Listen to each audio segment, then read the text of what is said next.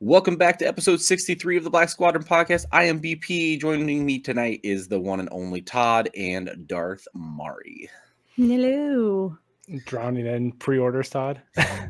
Yes. Todd sent me a number today of how many pre-orders he has at the moment, and goodness me. So what are we going to talk about tonight? We are going to talk about the usual news. Not a lot this week. A decent amount of toy news this week, but our main topic, let's get juicy tonight and talk about the Book of Boba Fett, from getting to end, the goods, the bads, the ugly, a little bit of everything. So before we do that, make sure you guys are following us on all our social medias, Facebook, Twitter, TikTok, Instagram, anything I don't know about that we're probably on. Check us out on that. And before we hop into the Holonet headlines, make sure you're leaving us a review on whatever podcast platform you're using. And if you're watching this video right now, just we'll wait, like it. Click the button. Okay, appreciate that. And without further ado, let's head into Holonet headlines.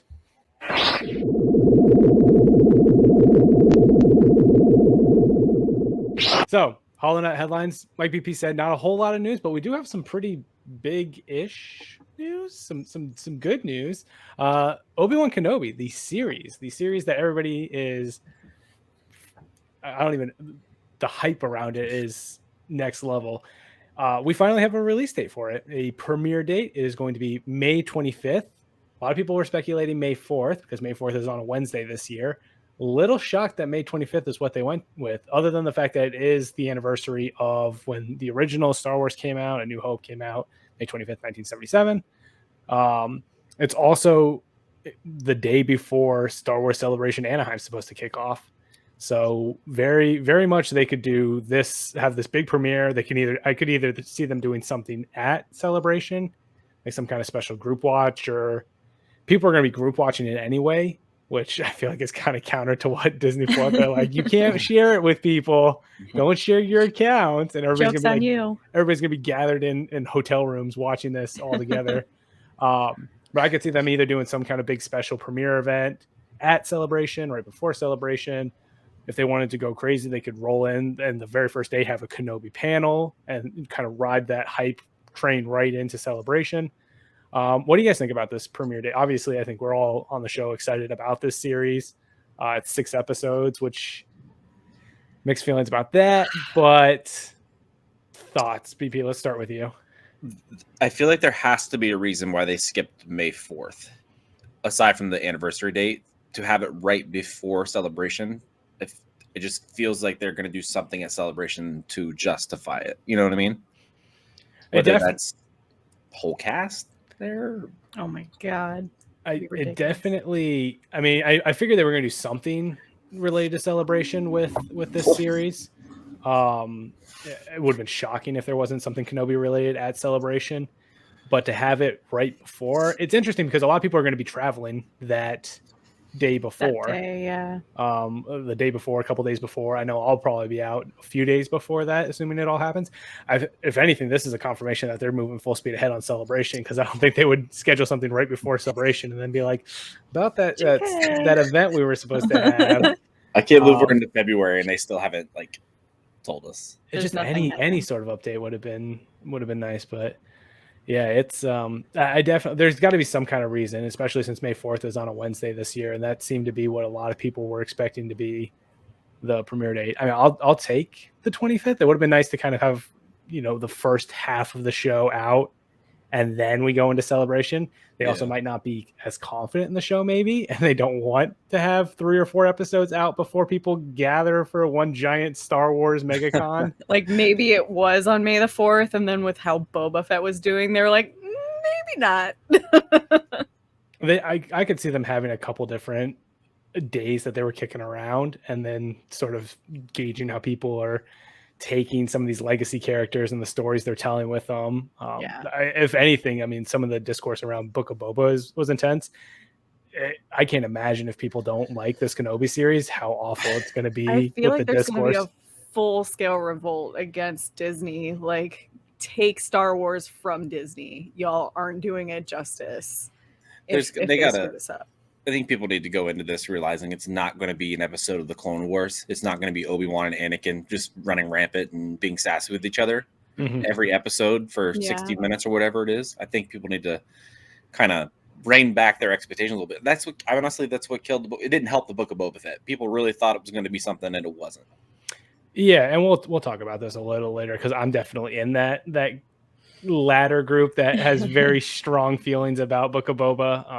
Part of that's some of my own preconceived head stuff going into it, but part of it I think also has to do with how the show was marketed and how what we were given versus what we thought we were going to get based off of everything that was shown and sort of talked about before the series from creatives and people like the actors and whatnot. There's definitely a little bit of a mismatch between those. But before we move on to the next piece of news, Mari, what do you think about this Kenobi May 25th premiere date? What are you thoughts? Are you excited about it? You wish it was on May 4th? Because I don't think you're not going to Celebration, right?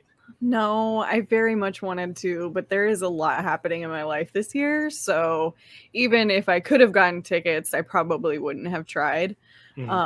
Although that's not true. If what we had been talking about happened, I absolutely would have made it happen. But like paying for them would have been tough for me.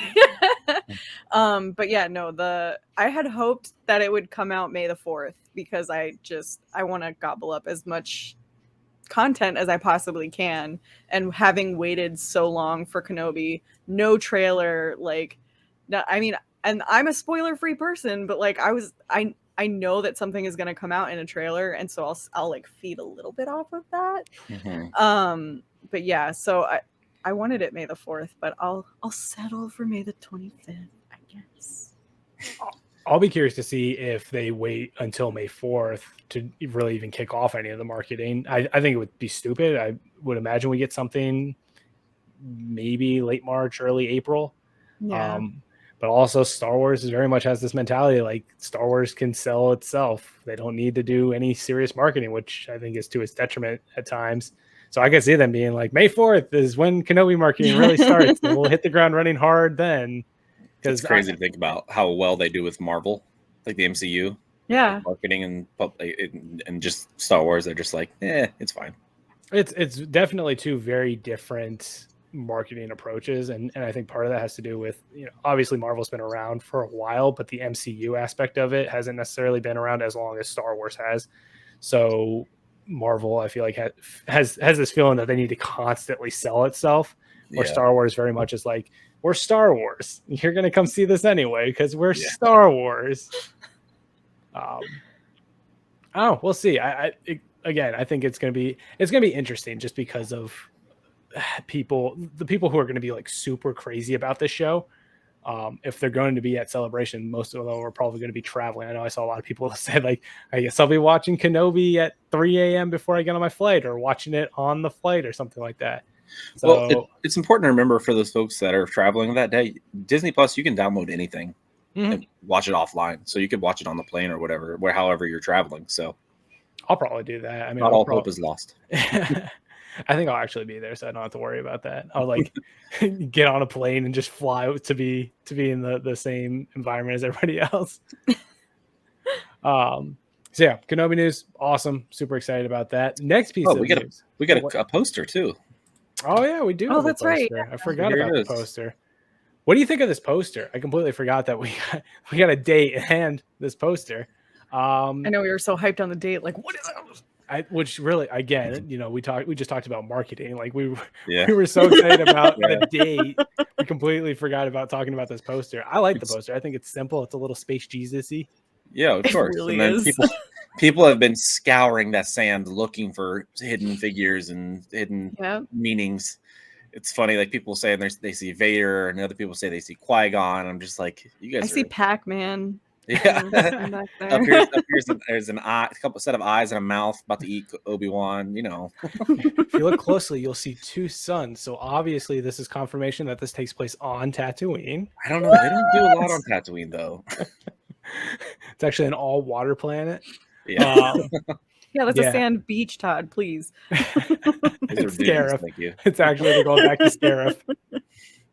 It's a cool poster. It's a simple poster. I think Star Wars almost does better because even the first Mando poster, the one that they gave us at Celebration, I can't remember if that was the first one or not. It was real simple, just a Silhouette very in the door, right? they really like their silhouettes. Like even the Yeah. Kenobi poster, it's kind of more of like Yeah. a silhouetted old Ben. Yep. I like Someone. that. Sorry, go ahead. Oh no, go ahead. I was just gonna say, like, people like digging for Easter eggs. Someone said that he was holding Rey's lightsaber. Well, Rey's Like, lightsaber is also the Skywalker saber. So Rey's lightsaber is Anakin's lightsaber, which is Luke's lightsaber. Right, but like it didn't. I mean, when like Rey's yellow saber. Nah. I don't I remember- thought it was someone was joking or was saying like Rey's saber as in like the Skywalker saber, so like the saber that No. Luke had and then the saber that Anakin had.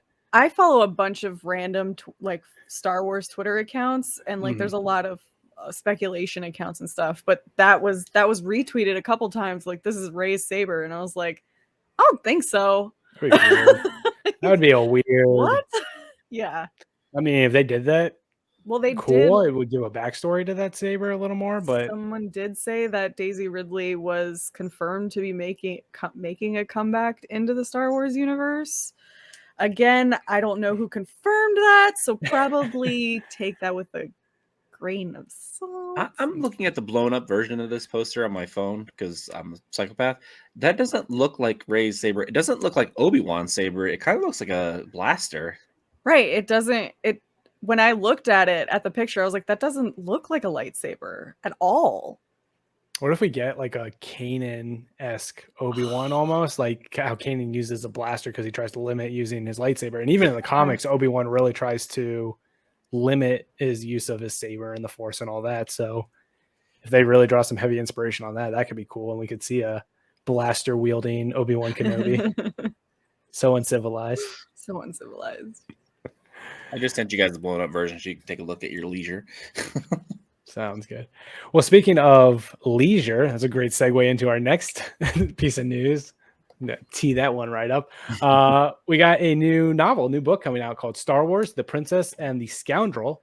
It's a new book that is about the wedding of Leia Organa and Han Solo. So getting married right after the events of Return of the Jedi on the Forest Moon of Endor, which I think was the same as what was there was like a similar story in Legends where they got married like right after the battle.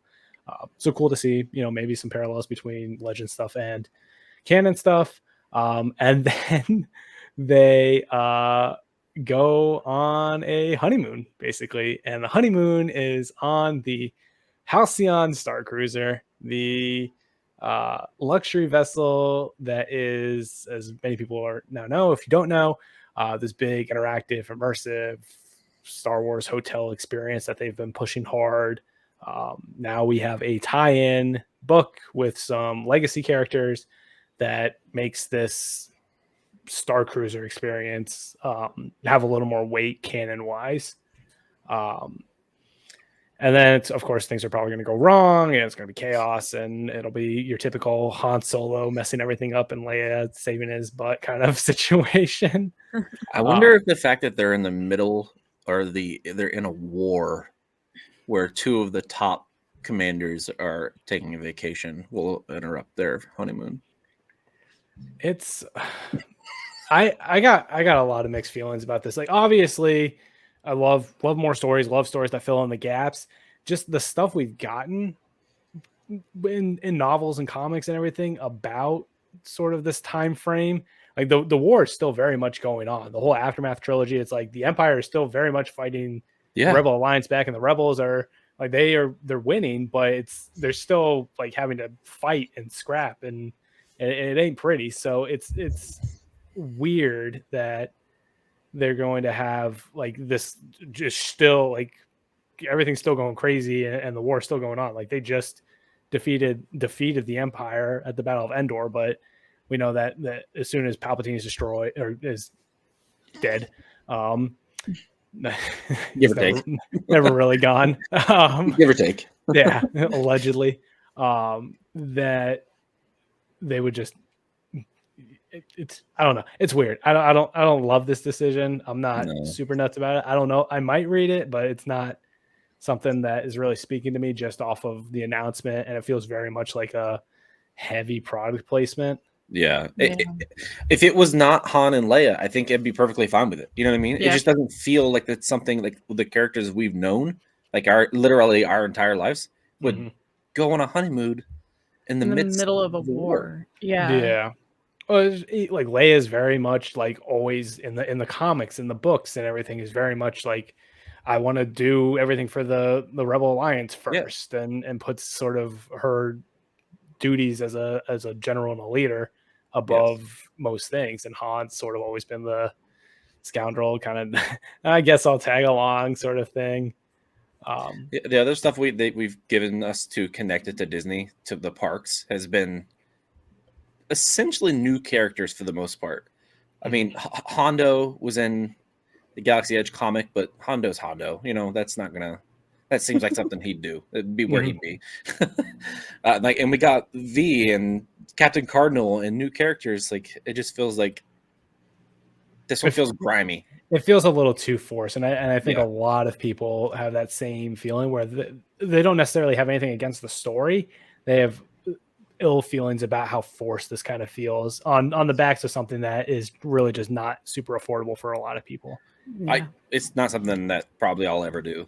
No, it's several $1,000s per person to do this, and it's tough to, when you're trying to juggle a bunch of other things in life. It's hard to justify, as much as we love spending money on Star Wars, shelling out that much money for this kind of experience. Even to get to the hotel, you have to pay to get in the park, right?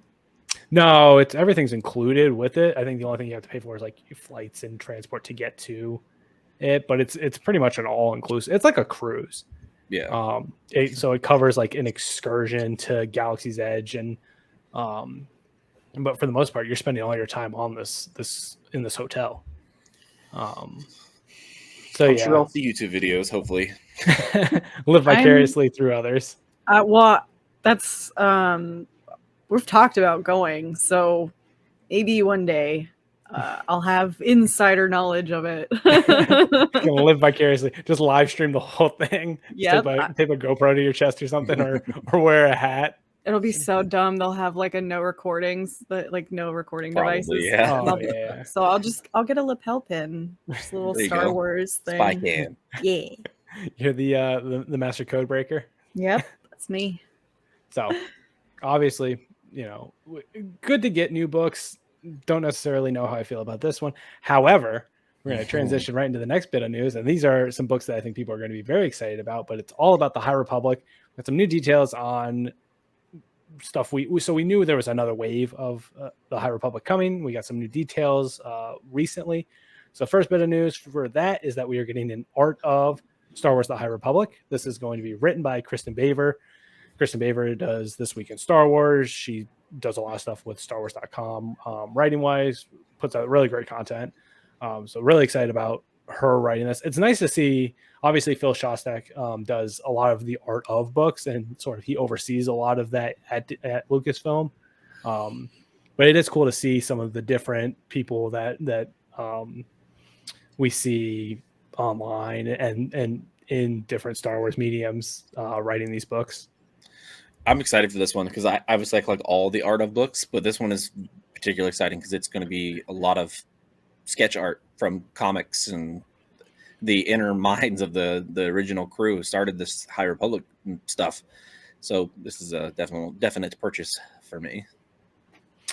So got that. No release date yet. I assume this will probably be later this year, maybe early next year.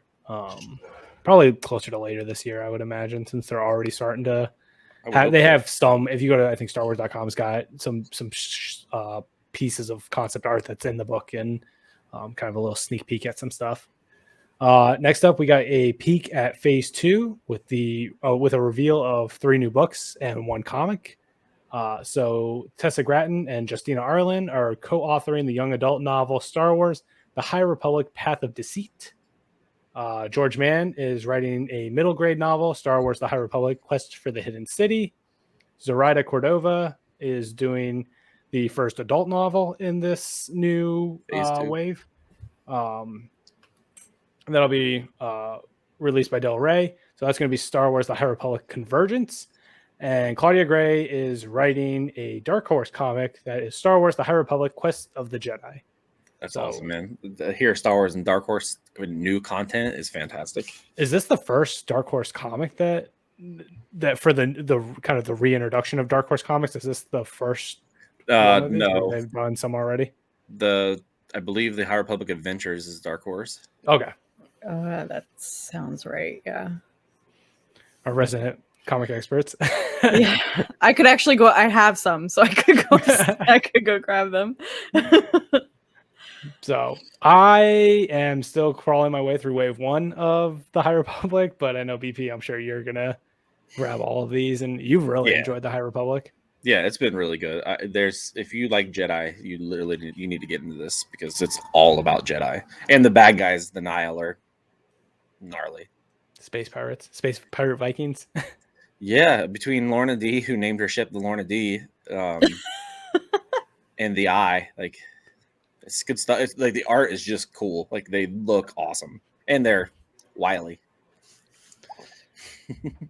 Mario, have you read any of the High Republic stuff other than I think you've said you've read a couple of the comics? I haven't. I started working through Star Wars books starting at Legends, but I haven't read anything new. I haven't touched a Star Wars book in over a year.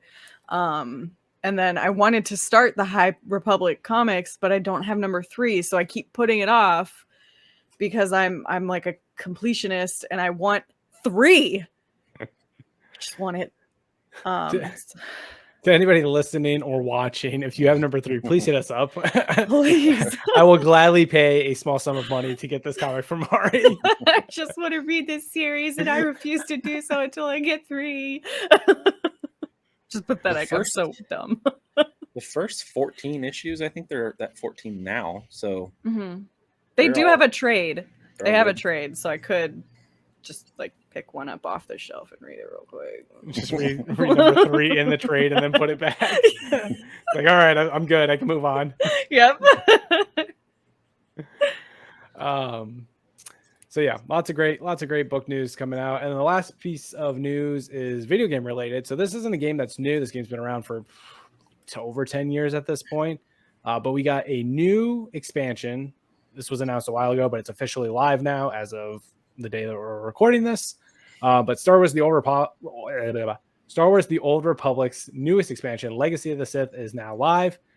They announced it being live with an awesome cinematic trailer. If you haven't checked out the Star Wars: The Old Republic cinematic trailers, they are absolutely bananas. They go hard. They are quite something. I've never seen one. Oh, I sent one in the group chat for this newest one. Obviously you said you were busy today, so if you get a chance, check it out. But also you can just find compilations of all of them on YouTube. And they are just, I would love to see some kind of animation in this style because they get like ILM in it. It's like a small Star Wars like mini movie kind of experience. Ooh, yes, please. Let me get that.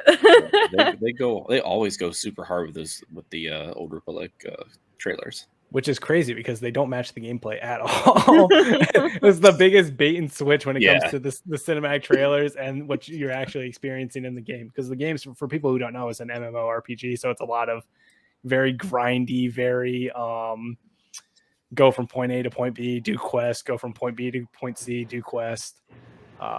Real fun. I love it. I just got back into it again.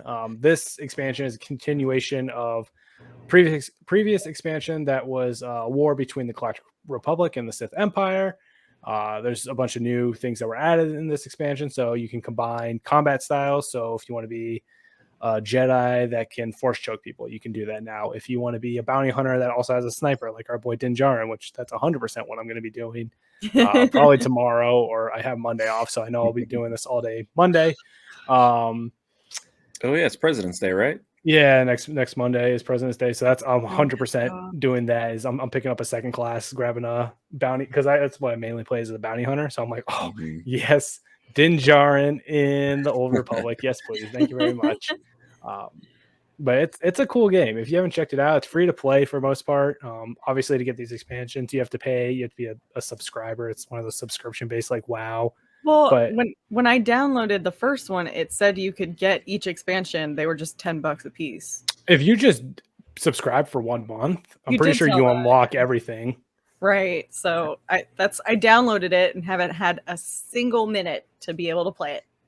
If you want to play, let me know. I'm always running around and causing chaos and dancing all over people. Off, just Doing the wrong things at the right times. It's incredible though how much storytelling for a game that like this game came out before Disney bought Lucasfilm, and they've just kept it going. And even though nothing's canon per se, they continue to churn out new stories for it. So it's cool to see something that's still kind of a little bit of a legacy project. Yeah, keep getting new stories and some real crazy. Like you could play this game for just hundreds of hours, which I have.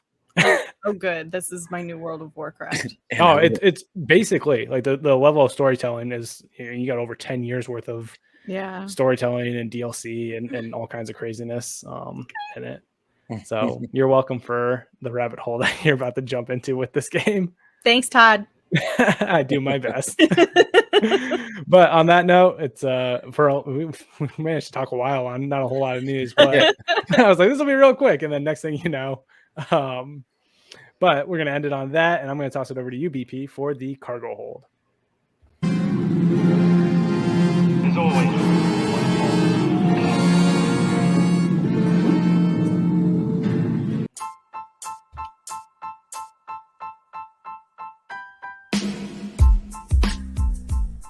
The Cargo Hold segment is brought to you by Skyward Fun Supply. Skyward Fun Supply was born from a love of two things: Star Wars and the hobby of figure and toy collecting.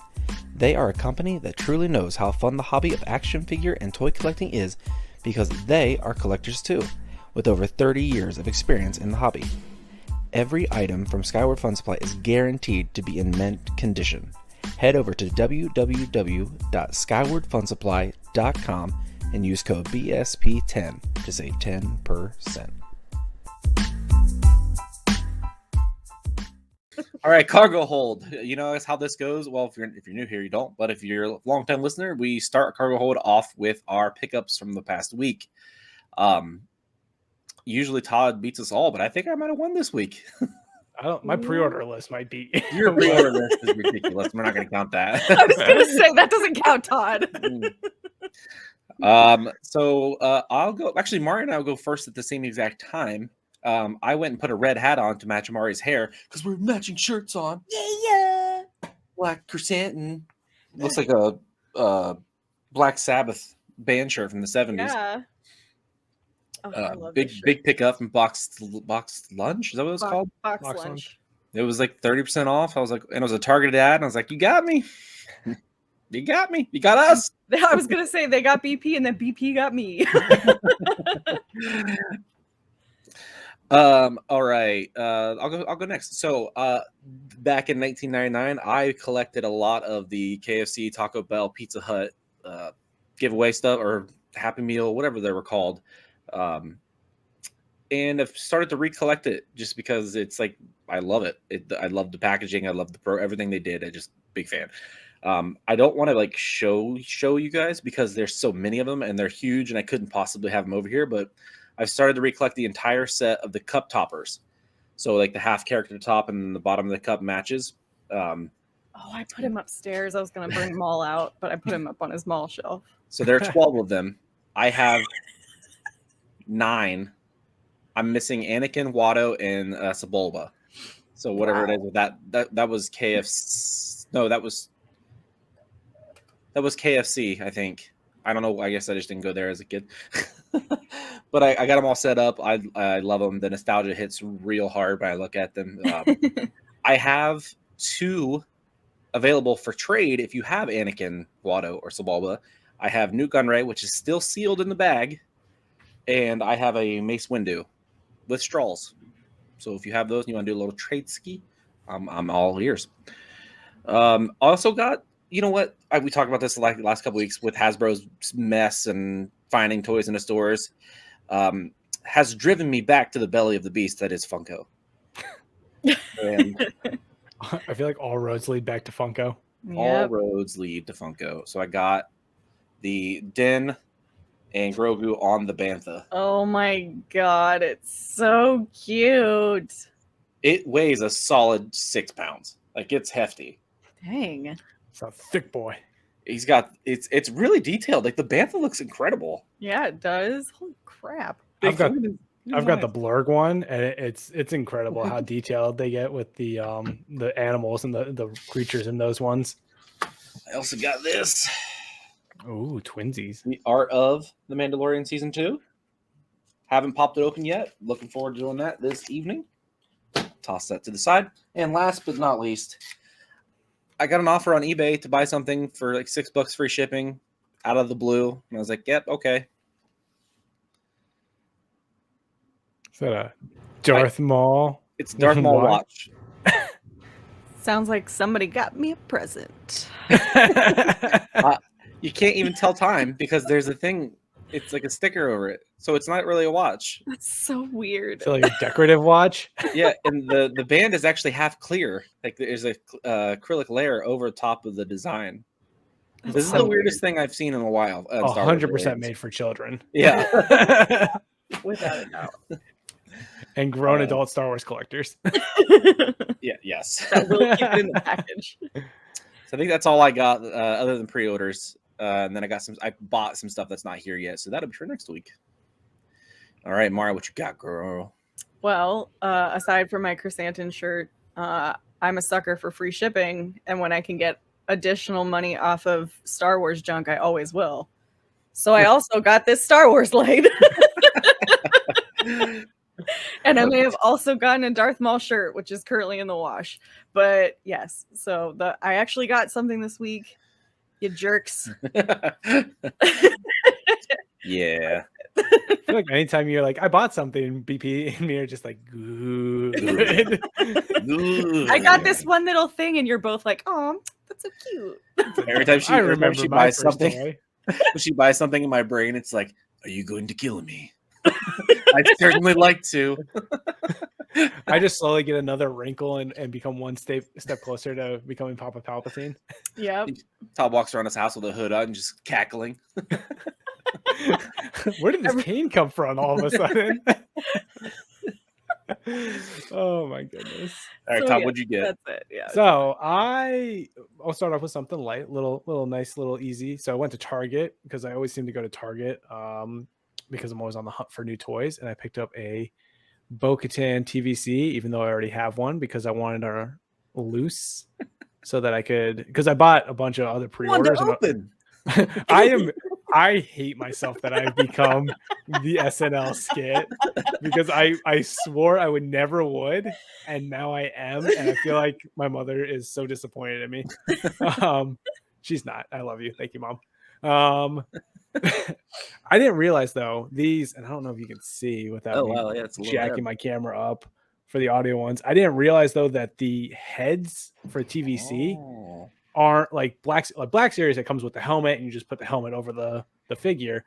These you just take the whole head off, and the helmeted version is another head sculpt. So I was opening it, I was like, why is there how do I do this? And I was like, oh, you just rip the head off.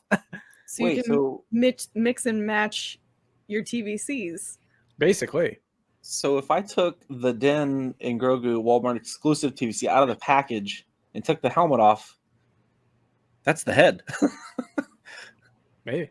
Wow. The more Assuming you know. it's not all one piece, like depending on like what it is, if they don't come with the helmet, like Yeah, most of them, I think most of the heads come on a ball joint. So Yeah. so yeah. Did it pop off easily?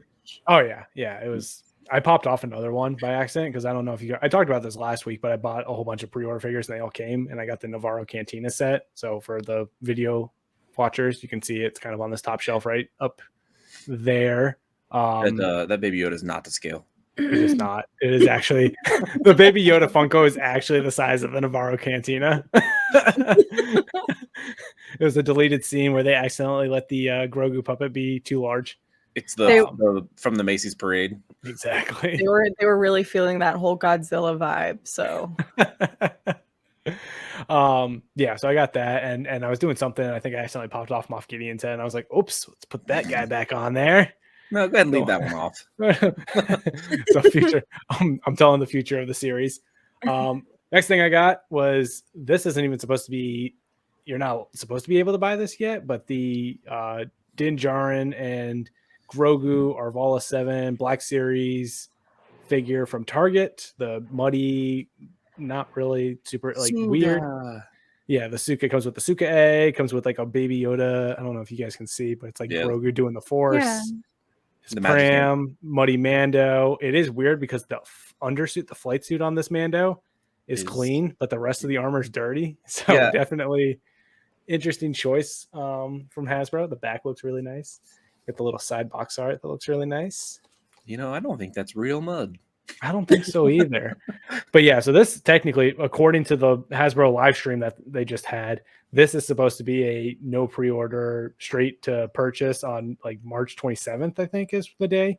But this kept popping up in the Target app and on Target's website in like small batches. So it was Hunger Games style trying to pre-order it.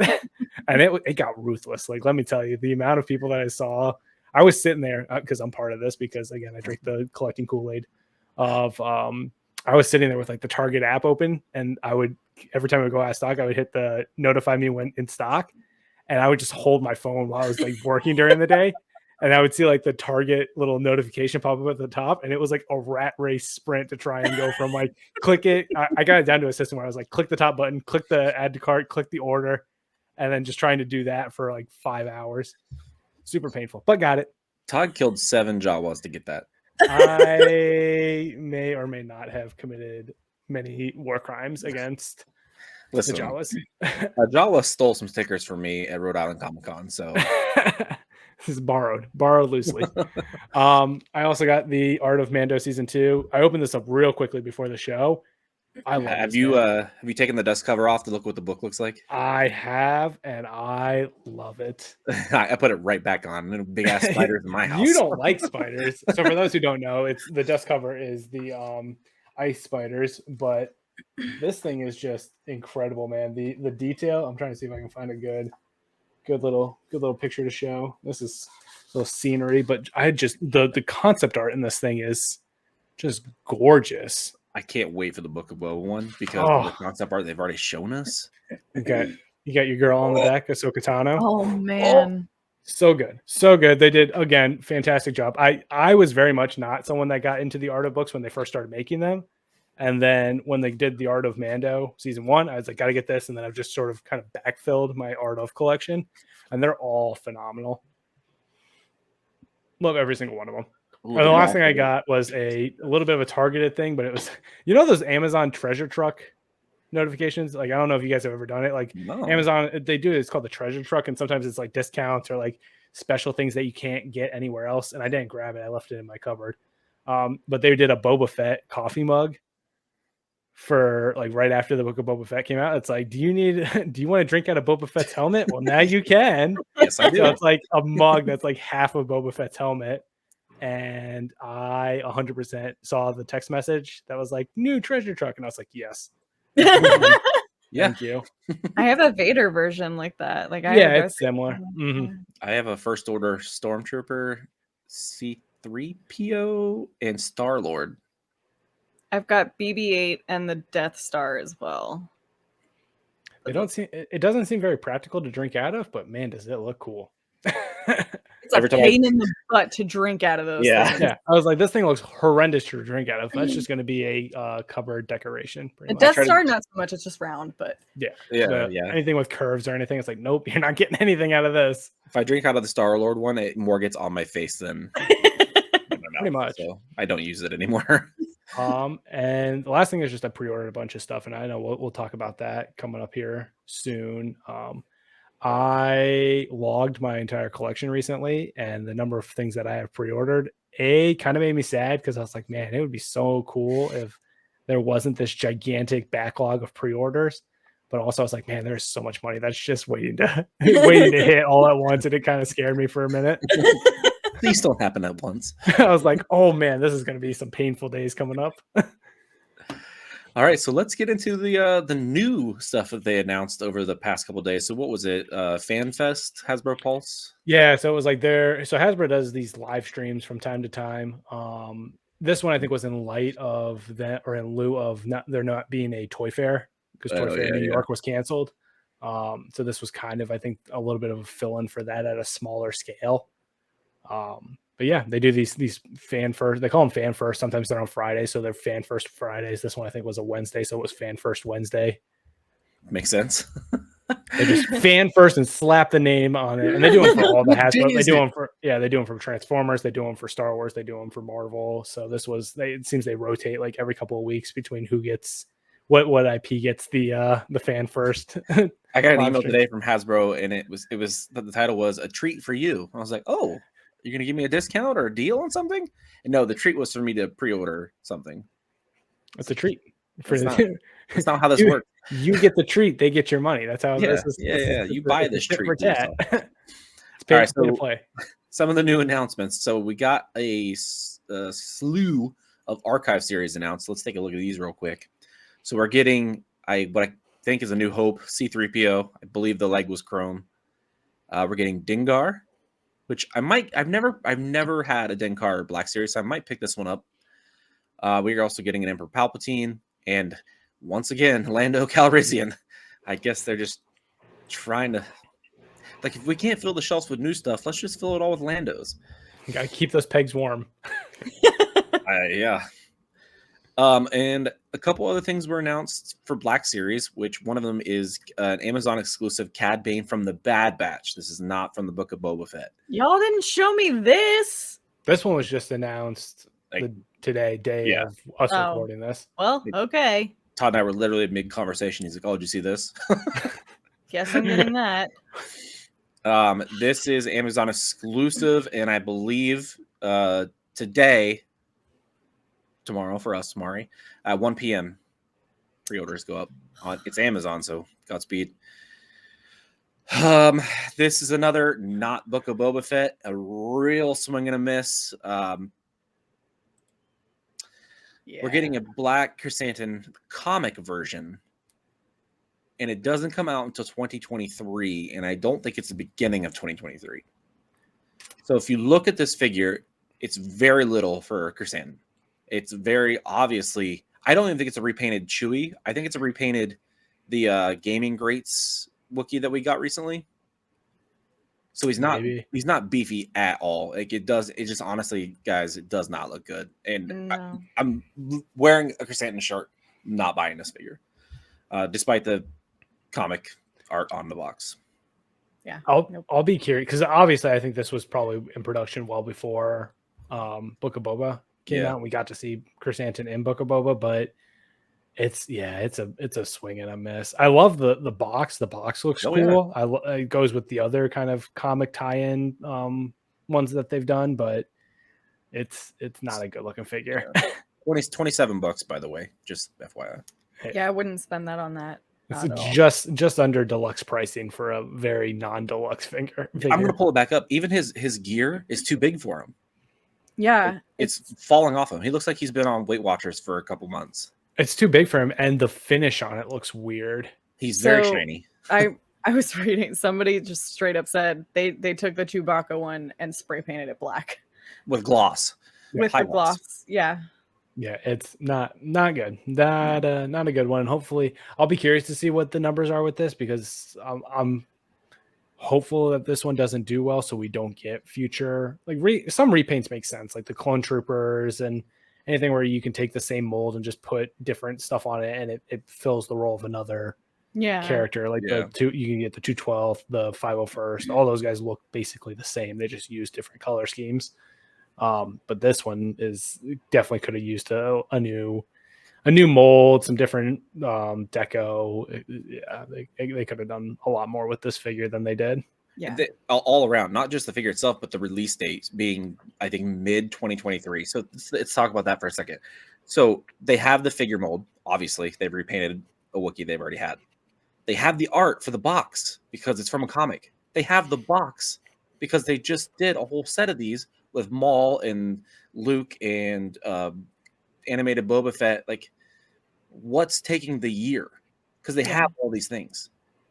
I'll play devil's advocate for Hasbro, even though no one needs to defend them. I think a lot of it is just they're being super, super generous with their estimated arrival time and really leaning into that estimated element because of shipping delays and issues with shipping figures from overseas to the US and getting them into distribution channels and all that jazz. So I think that this will probably come out earlier than the estimated release date is. But my issue isn't necessarily when the estimated release date is. My issue is more if they're going to do a Book of Boba version of this, it defeats the purpose of having this figure, because you're going to have that. If they take this figure and use that for Book of Boba, I'll be so mad. I mean, we literally just said they announced another Lando, so the same character again is. Whatever. And we have to keep in mind that we're just now getting characters from 2015 comic.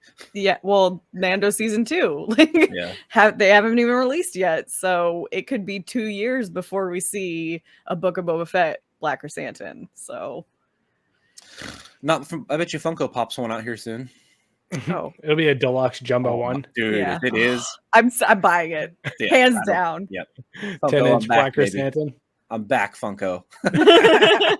Open arms, baby. Open arms. All right. I didn't get a photo for this one, so I apologize to the YouTube viewers, but Gaming Greats Night Brother Archer, which is a GameStop exclusive, which all these Gaming Greats I'm pretty sure have been. Mm-hmm. So he's Savage Opress-ish. So use your imagination. We also got some pipeline announcements for Archive. So if you don't collect, you don't know what Archive is. So Black Series, regular TBS Black Series, and then there's Black Series Archive, and basically they're re-releases, because at this point some of these figures are close to $100 each, maybe more in some cases, so they're giving you a second chance to purchase them at the Black Series price. So it's Han Solo from The Force Awakens, which I thought was very interesting, Chewbacca from A New Hope, Grand Moff Tarkin, Princess Leia Organa as Boosh. And then they announced 3 new Black Series figures that are coming God knows when. Ayla Secura, Darth Maul from Clone Wars Season 7, and Saul Guerrera. I'm interested in them all.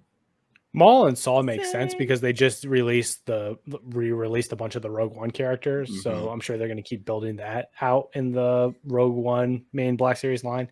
Yeah. And then Maul makes sense because I'm pretty sure we got the Season 7 Ahsoka. Mm-hmm.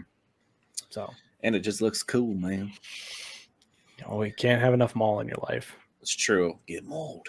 All right, Vintage Collection. Let's pop into Vintage Collection, shall we? I'm without guessing, I think Todd probably ordered this next one. We're getting a playset of Jabba's Palace. So I guess this would be, we'll call it Jabba's Palace. It comes with like 50 accessories. I think a figure or 2, if I'm correct. No idea. One figure. It's one just figure. I could talk about this thing for days, because as soon as I saw this, I was like, yes, I'm in. I'm sold. So the price tag hurt, but the bunch of pictures here. It's cool. Yeah. So it's technically it's labeled as Boba's Palace, but they definitely built it with in mind. You could make a Jabba or Boba. Yeah. Even the older, I think it's the 2010 Jabba on its like dais set that came out. You can take the Jabba off of that dais and put it on this dais that comes on this one, and he fits. So you can very much make this into Jabba's Palace, which I think a lot of people are going to. Plus, with the 40th anniversary of Return of the Jedi just around the corner, I'm sure they'll release a whole bunch of 40th anniversary figures that would be perfect for this set. Have they done a scale? Have they not done a scale of the throne at this point? No, not yet. Not officially. There's people that have done them like on Etsy, and there's prop makers that have made the 3/4 scale or 3 3/4 scale throne. But this is the only way that you can get a 3 3/4 scale throne officially. And I'm sure they'll keep it just to this set to pump those numbers up. So this set is, I think, $229, and it's still a little bit of confusion whether or not it's a crowdsource project or not. Todd, what do you think from you purchasing it? So I listened to the Q&A that Hasbro did shortly after this live stream, because they met with a bunch of different like toy people in the toy community and whatnot, some of the big content creators, and did a Q&A and different trade publications and all that jazz. So I think originally this probably started out as a HasLab project, They say in the Q&A that it was very much like, oh, we always intended this to be a Pulse exclusive and not a HasLab, but then some of the marketing material that's come out from the overseas retailers like Zing, which I believe is an Australia-based one, theirs was like this crowdsourced project. So there's definitely some confusion about whether or not this was originally supposed to be a HasLab, or if it was going to be this new thing that they're doing.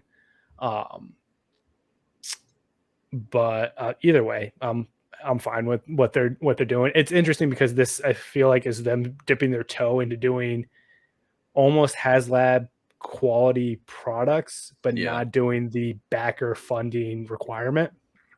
So HasLab, for people who don't know, HasLab is like they create these crazy things. They've done Java Sail Barge, they did the Razor Crest, which people are starting to get now. The most recent one was a Black Series scale Rancor, so it was scaled to that 6-inch scale. The Razor Crest and the Java Sail Barge both were backed overwhelmingly. The Rancor did not get backed, and I think that probably shook the whole HasLab thing up a little bit. And kind of they took the lessons from that and went back to the drawing board, and now they're doing what they call this new line of Pulse exclusive. They're basically larger projects. So something that might not quite be that HasLab level where they want to do the funding aspect and the crowdfunding aspect, but it still very much feels like a HasLab kind of project, because this thing, I mean, it comes with 50 accessories, like you said. It's got a moving dais, so the platform has wheels on it that you can move around. It's crazy. It only comes with one figure. That's my biggest down drawback to it, and the price is definitely a lot for what you're getting. It's a cool set. It's a big set, but at $229, it's, I feel like, a little overpriced for what it is. It probably should be more like a 150-ish set on the high end.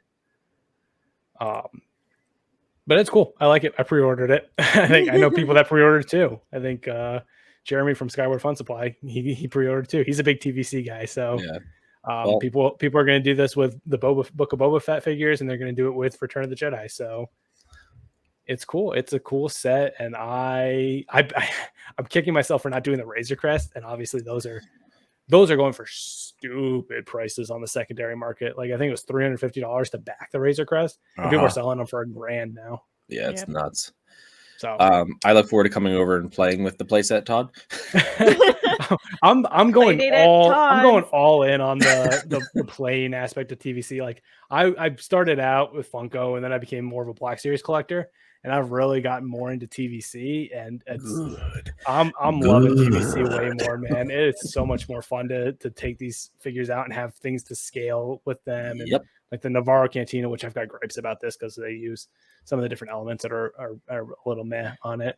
And the prices are definitely a little overinflated on some of the play sets, but it's fun to just world build with them. And I'm excited to get this. And I picked up that Jabba's Palace set at Rhode Island, so I'm going to try and like figure out how to get that connected to this, which I don't think it connects perfectly, but maybe put it on like a little platform and have a whole Jabba's. I'm going to just build Jabba's Palace. I'll bring my tank over.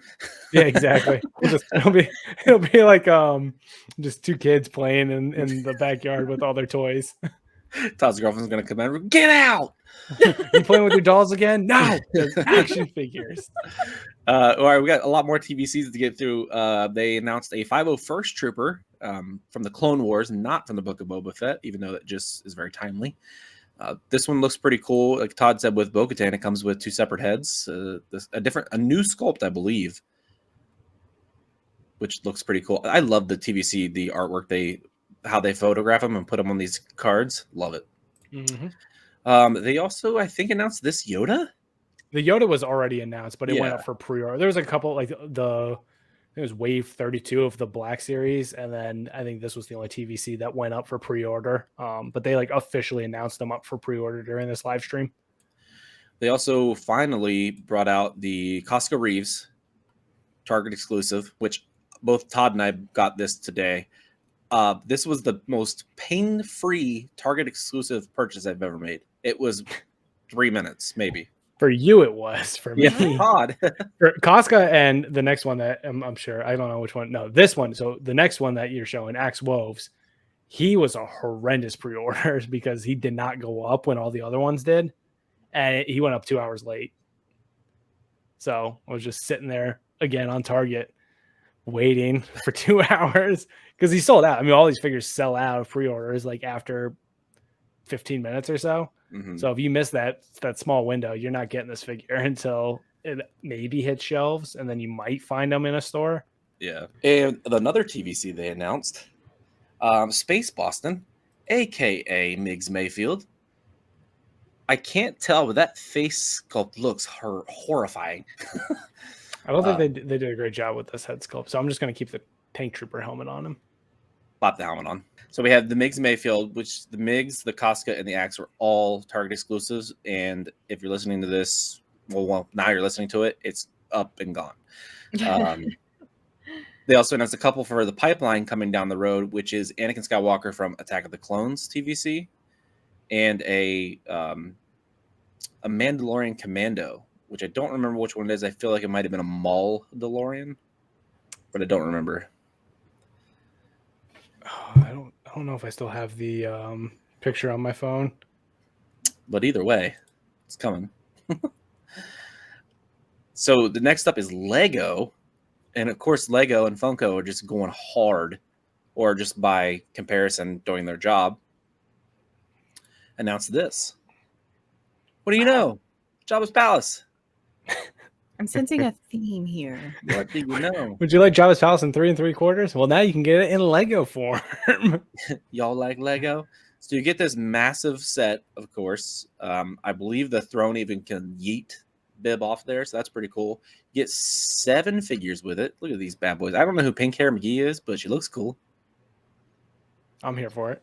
Mm-hmm. I love the Bib Fortuna with his giant Kenner staff. Yep. Yeah, Is that Fennec? I think. Yeah. Oof. The elaborate braided hair. That's long sniper Fennec. So yeah, figures are pretty cool. I didn't see the price or release date in this. I think it might have went up for pre-order today. Yeah, I did, and I can't remember the release date of this one, but it was like $100. I think it was $99.99. And another one they announced, and this one's hot off the press. The N1 Starfighter of the Mandalorian. Yes. And this one comes with a couple characters, and it might be the most adorable ones. You get a little BD droid. Oh my gosh. An itty bitty baby Grogu. Yep, need it. And the Darksaber in Lego form. Need it. Need it. And Peli, of course. You get Peli. Getting it. We need our Jawa lover. Yeah, they're very furry. And then lastly, in the random department, Easter's right around the corner. If that's your bag, you can get yourself a nice little baby Grogu with an Easter-inspired onesie on. That's ridiculous. $16. Be yours today, or wait until the day after Easter. Get it for $8. I'm gonna get it for $16. I'm gonna get the day. I want full price. I'm gonna get 3. This was on sale. Can I pay full price?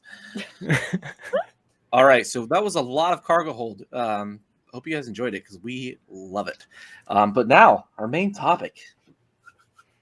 We've not really talked about this program on our show. We've talked about it on lives and social medias, but let's jump into the Book of Boba Fett. The Good, the Bad, and the Ugly is actually pretty good. How spicy do you want to get with this? I just broad strokes overview thoughts right now. Mari, would you like to go first? I can go first, sure. So I didn't, obviously not being a spoiler person, I didn't know a ton of stuff going into this, and I know there wasn't like a whole lot released anyway. But I really didn't know what to expect. But after the first episode, I was like, I was invested. I was like, I actually really enjoyed it. And then I started seeing all the hate on it. I was like, oh, was this not good? And I'm just like dumb. But I really enjoyed the storytelling that they gave. Like, they gave him a different kind of backstory, and I did watch Clone Wars, so I saw like young Boba and all that kind of stuff. But no, I actually enjoyed Book of Boba Fett. So The first episode gave us a new view of Boba Fett, right? yeah, Of the what we've gotten in main movies and Clone Wars to this was a shock to a lot of people. Like, he wasn't the ruthless badass. What a lot of people didn't mention was he literally got crawled out of the stomach of a Sarlacc. So obviously he's not going to be at 100%. yeah, Then he was dehydrated through a desert with 2 suns, enslaved. What do you want from the guy? yeah. Like, And he was there for he was in the Sarlacc for a long time. Like, yeah, he hasn't been fed. He hasn't had water. Like, he's literally burning from the outside. Like, this man is not anywhere close to 100%. This man ain't at 50%. yeah. And you guys want him swinging and shooting at Boba Fett levels. Like, Yeah. cut the guy some slack. The first episode was not bad No. in any way, shape, or form. I think the problem I have, and maybe a lot of people have, so with The Mandalorian, there's seasons 1 and 2. There was multiple directors, right? And it went together really well. Yeah. There was multiple directors, but there was definitely repeat. Like, you would get a couple. Yeah, do multiple episodes. So, but you at least got different flavors of directing. Yeah. Yeah. So this series felt like a jumble of shows, if that makes sense. Yes. Like, it was not linear at all. Like, it just didn't. Episode 5 is not even the Book of Boba Fett. It's literally Mando season 3. Mm-hmm. Like, it's linear. It's just not. It's not cohesive. yeah. Like, it has a time frame, sure, but like, then it's also over here, Yeah. and it's like, but this Book of Boba. I love what they did in episode 2. The culture and the backstory we got of the Tuskens. Yeah. Phenomenal. Then they killed him off screen. Yeah. And never talked about it again. Unless they're gonna unless that's gonna pay off in a potential next season, which they haven't announced. Why? I've got, I don't know. Obviously I'm a huge Boba Fett fan. You guys know that. People who listen know that because I never shut up about him. Like, half my collection is Boba Fett. Like, I will ride and die Boba Fett. And the first episode was definitely like, oh, sticker shock. Like, new Boba Fett. He's a little older. He's a little not as up to speed. So I was like, okay, cool. Like, I'll take this new Boba. I'll see what direction he's going in. And then we get sort of the rebirth of Boba with the Tusken Raiders and his spirit acid trip, and is doing lizard and all kinds of craziness. Yeah, once you do lizard, man. Once you do lizard, you're never going back. But we got to see like the Tusken Raiders humanized. We got to see a different side of Boba Fett that I thought was really cool. But a lot of Boba Fett in the comics and other outside material is very ruthless and looking out for himself, and now you kind of get more of a selfless Boba Fett and someone who cares about like others. And I love that. I love the character development we're getting with Boba. I thought it was really interesting to get more of a character driven story, and then I felt like they just abandoned that story. Chapter 4 was when we start to get crossover with Mando, and they introduce Fennec, and we get to see that relationship. And then we also get to see sort of the inner working, like some of Boba Fett's motivations, why he wants to, essentially where we see him at the end of Mando season 2, where he kills Bib Fortuna and takes the throne. Yeah. We get to see some of those motivations and why he wants to do this. And then it's a 2-episode pause where they pick up Din's story and what Din's been up to. And yeah, I wanted to love this show, and I still enjoy it. There's still great stuff in it. There's still great storytelling and great Star Wars, and the action that we get in is really cool. But as far as like a Boba Fett story goes, it just seems like it was two very conflicting views going into it. And I don't know if that was the goal or if they got halfway through and they're like, oh, like we got to do this, or if COVID played a role in sort of how they were able to do things. You never know the outside factors that determine this, or if it was really just Favreau wanted to keep telling the Mando story and didn't know how to do it without doing this show. And even when they were talking about the show before it came out, it was very much like, this is Mando season 2.5, but I don't think anybody really thought it was going to be Mando season 2.5. Literally, yeah. So as far as that go, like as Star Wars media goes, it was cool. It was awesome. It was, we get to see old characters, new characters, people we love, people we've grown to love, Chrysanthemum, comic characters showing up. Like, there was a lot of really cool, really fun stuff that was done as a result of this show, but it just seemed like it was very disjointed at times. And as a result, I think the finale just didn't land as well as it could have. And it almost was like, what do you guys think of the mods? I didn't have an issue with the mods. The mods were they felt George Lucas-y. Mm-hmm. Like George loved crazy over the top stuff like that just was like weird, and they very much feel like an homage or a nod to George Lucas and sort of his love storytelling, especially with the prequels. I think they're just like a shinier version. Like, we've seen mods in Star Wars, but these were like but these were like a shiny, more like punk rock version of mods. And like, I think that if you were to look at reality, like absolutely a punk rock group of kids being mods, totally believable. Mm-hmm. It's just so many people aren't used to basically taking reality and putting it into Star Wars. I think the thing that hurt the mods the most was this is saying a lot, the most cringe-worthy chase scene in the history of Star Wars. 100%. Well, yeah, they didn't get that some of the other stuff with some of the chase shot scenes, like I don't know if it was the editing or the way they did it, but it was just, it felt like that scene specifically in what was it, chapter 3? Yeah, the Streets of Mos Espa, chapter 3. It was slow. So slow. Like the way they cut it or however, it was just so slow. And Did you guys watch the Lost in Space show? No. I know you're talking about Netflix. Yeah, there's a scene where the kid's learning how to drive and he's like barely pushing the gas and his sister's outside and she's like, do you want to race? Like, she's walking. And I was like, I feel like this. Like, do you want to, like, really? Why? How is this a chase? Get out and run. In the finale, they show the Vespas going really fast. Yeah. Mm-hmm.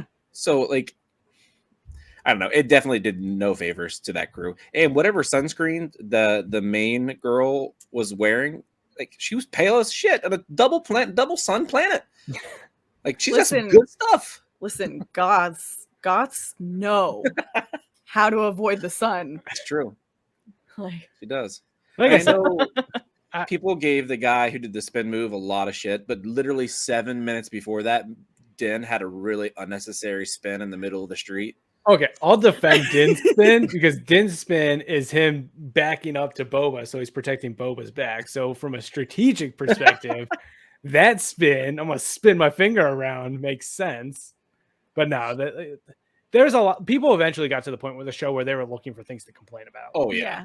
Which is never good when it comes, and Star Wars fans love to complain about stuff. I mean, if anybody, we love Star Wars, but no one hates Star Wars more than Star Wars fans. We've seen this a million times. In 10 years, this is going to be the greatest show ever made.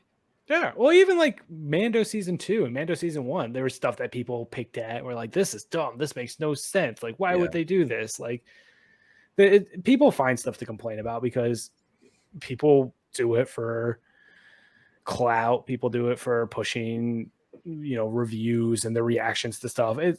Hate gains traction, unfortunately. So there's reasons, and there's the legitimate criticisms of this show, and people should be able to voice those legitimate criticisms. But it's very much, it got to the point where people are like, you either love everything about the show or you hate everything about the show. There was never really a place where people could come in and bring discussion about legitimate criticism. Like, I have legitimate criticisms of the show, but I don't feel like I can voice those on things like social media without having people gang up on you for hating something. It's like, well, I don't hate it. Like, I love this character, and I'm more or less disappointed in how they handled all of this story rather than like I wanted to see this show be everything it could have ever been.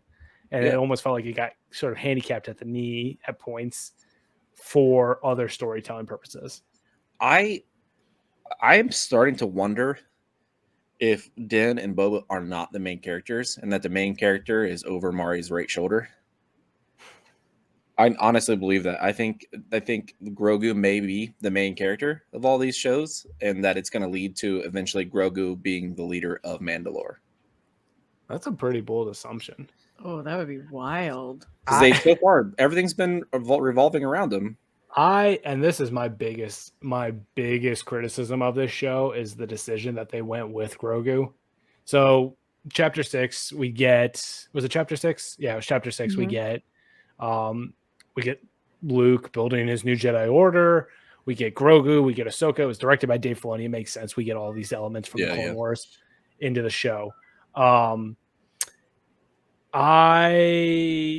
This episode really left a bad taste in my mouth because it undermines that emotional moment in the end of season 2 of Mandalorian. This and then the beginning of episode 7, because this whole point of season 2 of the Mandalorian is Din is getting Grogu to his people, and then you have the big fight on board Moff Gideon's light cruiser, and then Luke Skywalker comes and saves the day, and then he takes Grogu away, and we're like, okay, well, there goes Grogu. And I would have loved to see Din dealing with that loss. He obviously cared for this child, and they basically boiled down what could have been some great storytelling for Din's character progression, and we could have seen Luke and Grogu training, and Grogu struggling with, no longer being with Din, and Luke struggling with trying to start a new Jedi Order. There's just so many things that could have been expanded upon that were basically summed up in one episode, and then the first couple of minutes of the next episode where Grogu basically gets Uber dropped off by R2-D2. Like, what's Luke doing? He couldn't just fly him over. Maybe he was like, yeah, Luke was probably butthurt. Even still, but like if they do, it's an off-camera decision. Yep. Grogu is basically presented this decision. You can either have this lightsaber and choose the Jedi Order, or you can have this Beskar chainmail, which I love the fact that it's like a Beskar chainmail shirt. Adorable. Absolutely hilarious. But he's presented this choice, which Jedi, it's interesting because Jedi usually aren't given a choice. It was kids were taken and then indoctrinated and very culty, but all in the name of the Jedi Order. But Jedi. The Jedi, those sneaky little Jedi. So it is interesting that we get like the choice element, but I did not like that they made that decision as quickly as they did. I think it undermined a lot of the story development that we saw in season 2 of The Mandalorian. Like, it basically invalidates a lot of Mando season 2. Other than the Darksaber stuff, it's like, okay, well, what was the whole point of Din bringing Grogu to his people? If we're back to kind of square one now. Right. And the other thing is like presenting Grogu with a choice. Luke Skywalker says you can't have attachment, but Luke Skywalker is so guilty of attachment. Like, that's so hypocritical. Like, why can't he? Like, you're doing it. You do it. So this is exactly why Luke goes off and we get the Luke we get from The Last Jedi. Like, he eventually realizes that he's wrong. The Jedi were wrong. Yeah. And that's why he goes and becomes the Luke that we know he becomes. I don't know if this will change, but I don't think I'll rewatch any of these except for 5.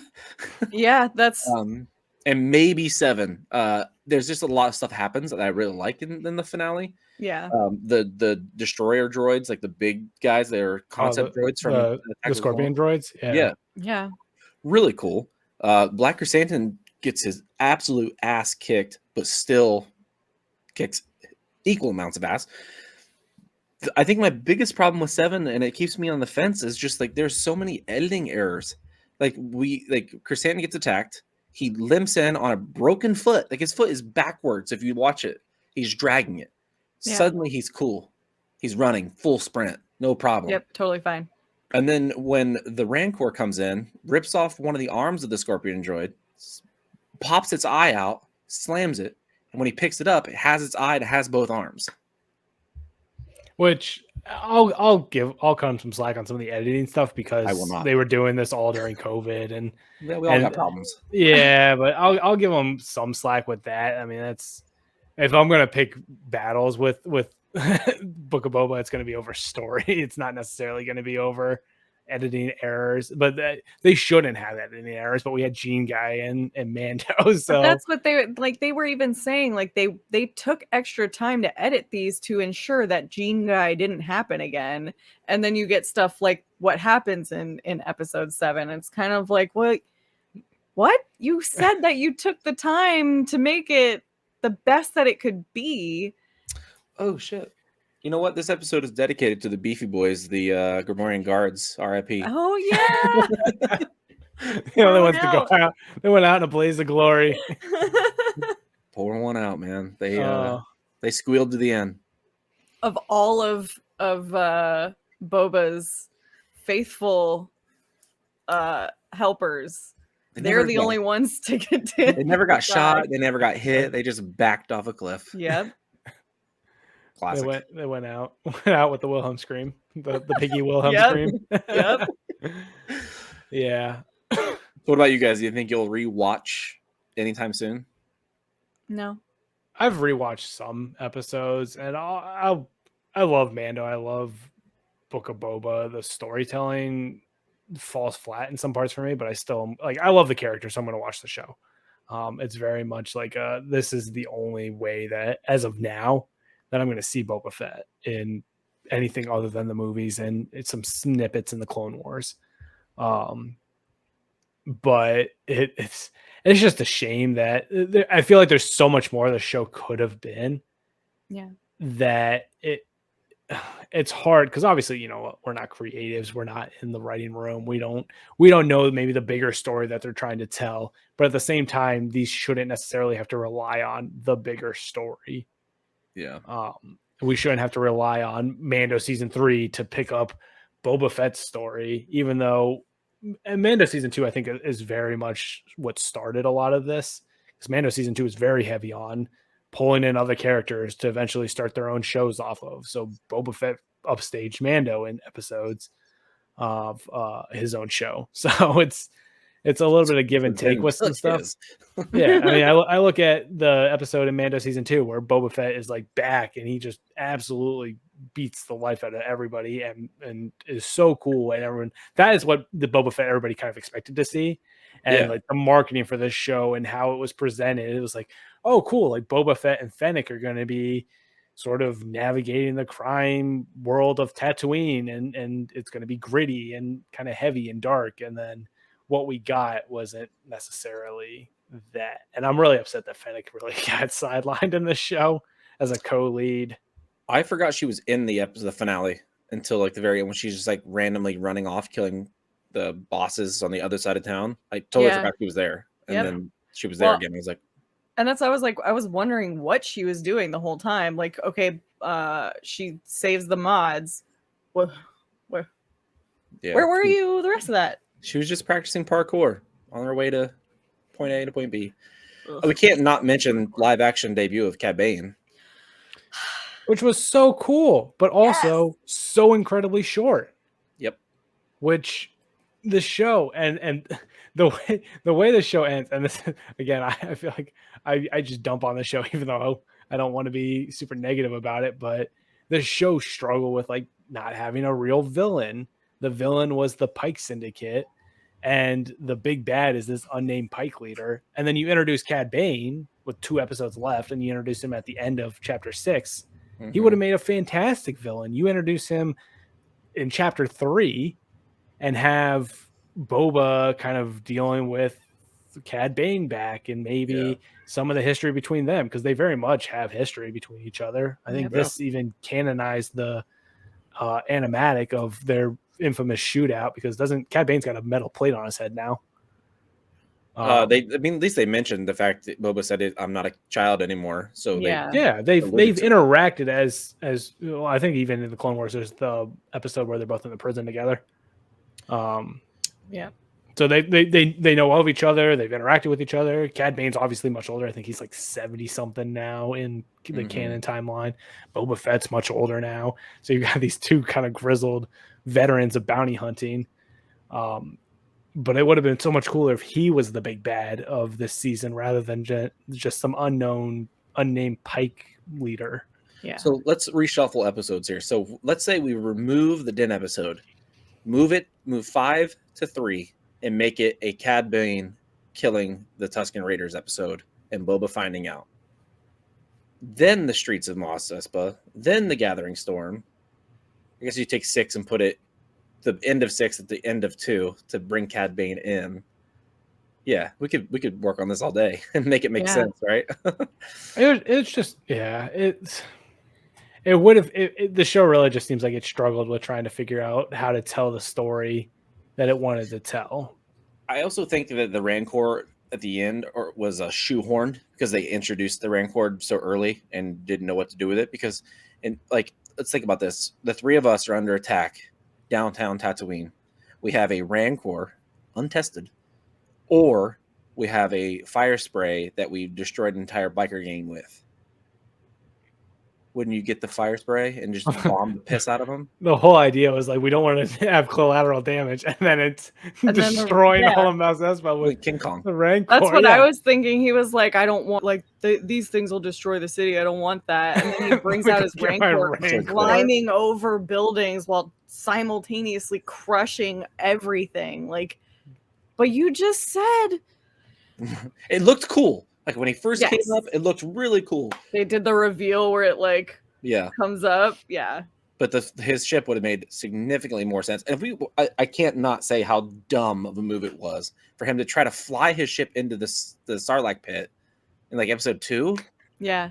And Sarlacc was pulling the ship down, but couldn't pull Lando down. And I love all those memes. He is the strongest character in all of Star Wars. It's just so crazy, man. Like so many of this, like choices and decisions are just so odd. Maybe we're too close to it. I mean, they're probably going, "Oh, this would be really cool to do." Like, I want to create this, but like, yes, but let's think back on what has already happened in the universe. Yeah, we got the sonic boom, which, yay, love that. Don't touch my buttons. I love my seismic charges. Yes. Just there was more for me, more I didn't like than I liked, and I don't want to refrain from more bad than good because it's subjective, right? Like just because I didn't like it doesn't mean it was bad, but there was more I didn't like than I liked to rewatch the series.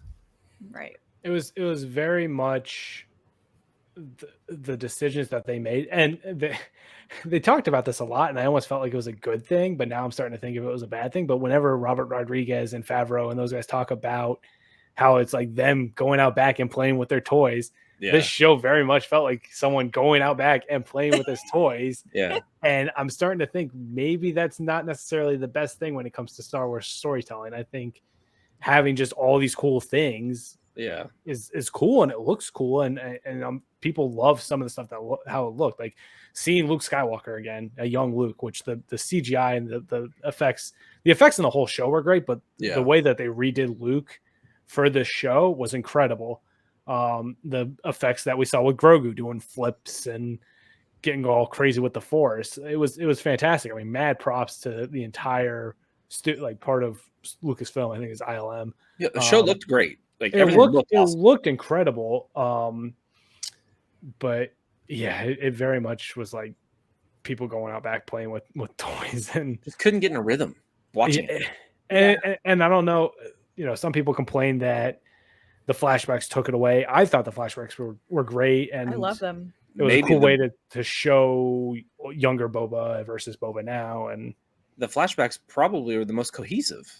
Mm-hmm. Right. Yeah. Well, it was very much at one point. It was two storylines going on in one single, and they eventually got to a point in chapter 4 where everything converges into modern day Boba, and it's like, oh, like you're all healed, and he talks about like having internal scars. They don't really talk about those internal scars and sort of that baggage he carries. That gets a little bit mentioned when like Cad Bane is like, oh, your Tusken family that was all massacred, and he very much like takes that to heart. But I feel like that moment almost doesn't carry as much weight because we don't talk about Boba for 2 episodes. We just completely ignore Boba and focus on Din.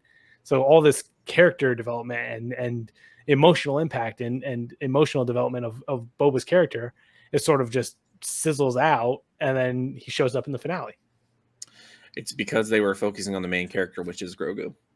That's I think that was the show's like downfall, is focusing so much on Mando and Grogu that, I mean, there's so much that they could have put in those 2 episodes to bring it back, and they decided not to, and it was, I think that was poor decision making on their part for that.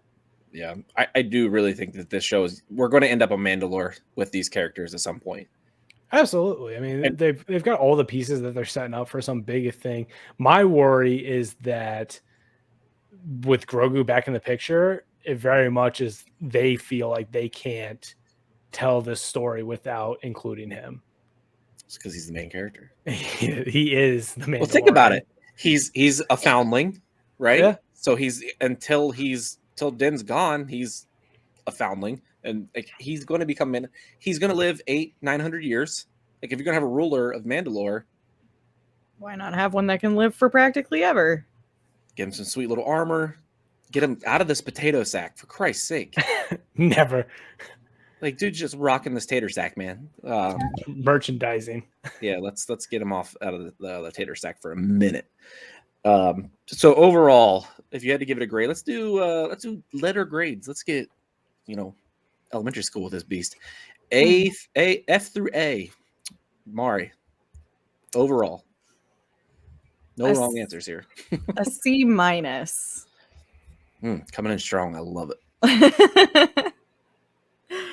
I didn't hate it. I didn't love it. It's kind of lower end of the middle of the road. Yeah, so, it passed. Yeah, exactly. Some cool toys may come out of it. I just want more Black Chrysanthemum stuff. Legit Black Chrysanthemum, please. Yeah, not that junk TVC comic crap. Yakface had a great idea. Take the Black Series Wampa and a Chewbacca figure and put them together. Yeah, like Kit Bashit. That's probably the best we're going to get out of Black Series. Todd, A through F. What are you giving it? I'm going to give it a flat C. Just right in the middle. Right. Again, there's a lot to love with the show initially. With the character development, the way that we were getting sort of a new Boba and him trying to figure out, you got to at least feel like he was struggling to figure out sort of this whole crime thing. Mm-hmm. And then it loses me a little bit with Din showing up, which I feel like part of this is like, I was like, damn, maybe I like Din Djarin a little more than I like Boba Fett. I was like, I don't like this anymore. I don't want this. I want my boy back. My whole identity. It's like, I'm starting to question. I just named my cat Boba. Should have been Din? What am I doing? Reactively name it Din. Yeah, it's like, you are now new name. But yeah, as soon as the Din stuff showed up, as cool as it was, and as cool as it was to see Din and that story continue, it just kind of got off the rails from there, and I don't feel like they were able to really bring it back, and the finale just fell flat as a result of it for me, which for a show that, none of these shows are guaranteed another season. And I don't know what the future for this show looks like as a result of sort of the mixed feelings on a lot of this stuff. I mean, the fact that people were like, oh, the Book of Boba Fett finally got cool when the main character wasn't in it, and everyone was joking about that. I was like, that's not a good thing to be laughing about, because this might be the only time that we see Boba Fett in future stuff. Like, they could just be like, all right, we're going to go with Din moving forward, and Boba's just casually chilling on Mos Espa now, and that's the end of his story. And we don't get Fennec anymore. We don't get Boba anymore. We don't see Chrysanthemum or any of the mods. I mean, they could very much just be like, all right, they're just on Tatooine now. We'll keep chugging forward, and that would be fine for them. Which I would love to see Chrysanthemum in the Starfighter droid pit, just stuffed in.